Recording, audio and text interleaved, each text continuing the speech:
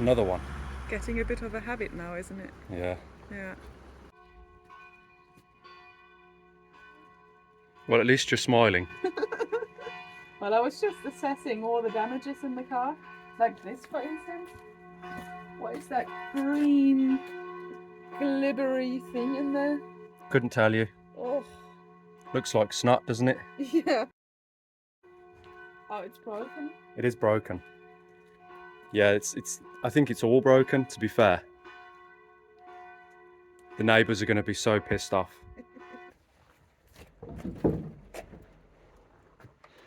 Whoa. Stiff. What is that? Maybe a few rust pieces. Oh. It's been got at, hasn't it?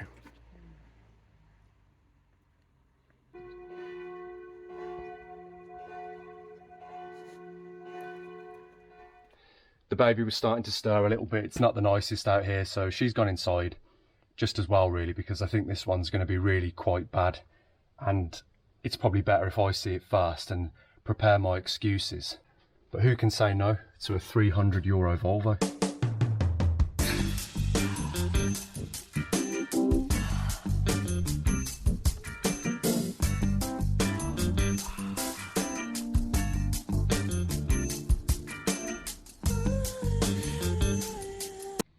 What's happened here? Never seen rusty doors like this on a 7. Oh.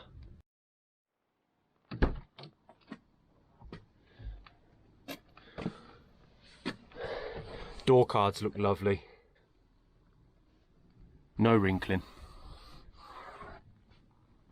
One of the cleanest door cards I've ever seen, to be fair. Oh, crack-free dash. Maybe this thing is quite good after all.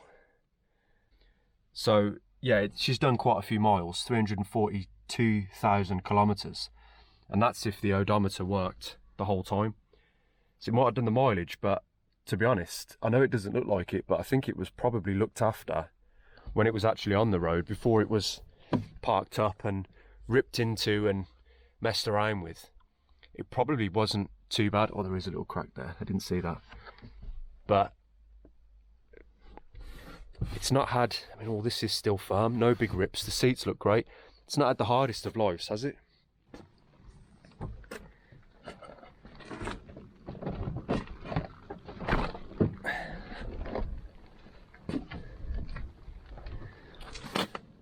I can't get over these door cards. Look how nice they are. Oof. Oof. Oh no. Yeah, that's not good, is it? Yeah, I think rust is going to be the problem with this thing, isn't it? But the door cards look amazing. I don't know if I already said it, but rear seats, nice and plump. No problem with them at all. So there's a good full interior here, isn't there?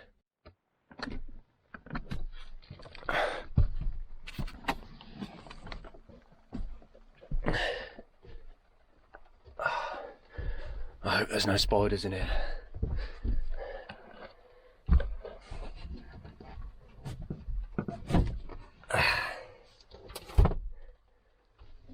Oh, no way. It's got the extra seats in it. It's a 7-seater. It's got the little kiddie seats in the back. Yeah, because the seat belt's here. Oh, that's awesome. That's super cool. So we've got the screwdriver of doom.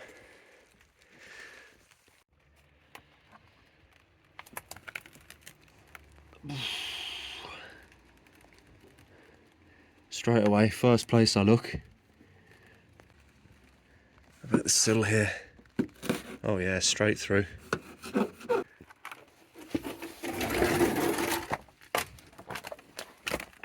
Oh, so this is the back, the rear right.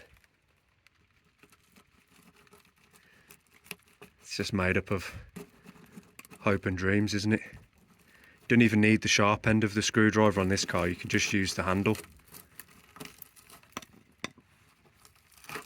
Whoa.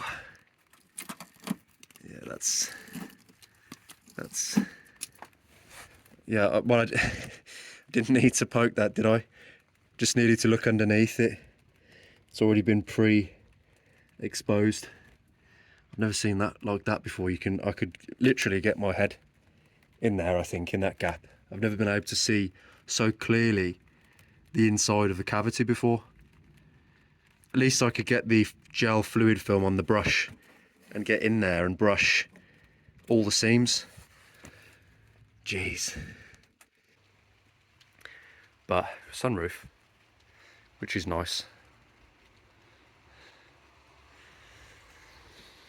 Even though I think there's enough ventilation, isn't there, from underneath.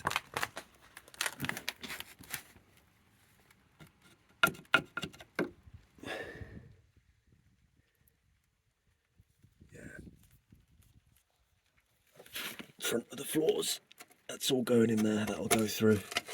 Yeah, all the floors, and it creeps onto the frame. The bells of doom. Very appropriate at this moment. Yeah. The engine. If the engine will run, it can be used, of course. Now, it's only a B200F, because some of you might have been thinking, oh, he's going to take the engine for that. It's too small, it's the 2 litre. It will fit, of course, but we don't really want to downgrade, do we? But in any case, we could potentially still use this engine for something. We could use the head, we could use the components. We need to see. It would be nice to know if it's a runner, if the engine runs, if there's anything wrong with it before we pull it. So what have we got? A mess. An absolute mess. It's just been hacked away at, hasn't it? Like, oh. Yeah, she's in a right state. We got wires. We got missing wires. We got cut wires. And just missing components.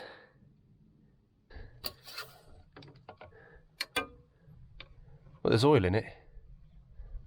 Black as coal, but there is oil in it, so you know, we got that going for us.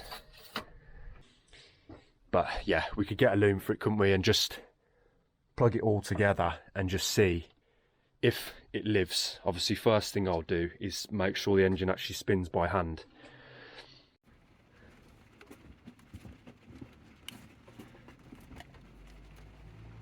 Come on.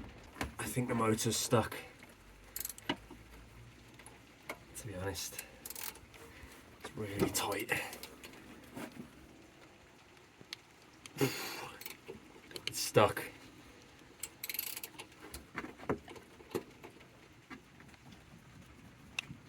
It's stuck. She's seized up. So I think the best thing to do now would probably be, I haven't actually got a boroscope, so I can't actually look inside the cylinders. Could get one.